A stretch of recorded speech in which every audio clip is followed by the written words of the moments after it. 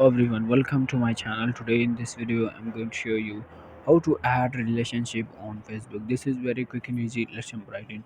First of all, what you need to know, you need to tap on your profile icon.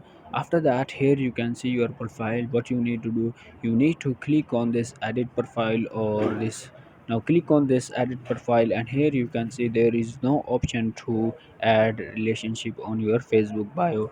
What you need to do, you need to go back and here click on this icon. Here you can say click on this arrow button. After that, here you can see this is your all details. Scroll down and here you can see option relationship. Here you can see option relationship. Here click on now add relationship.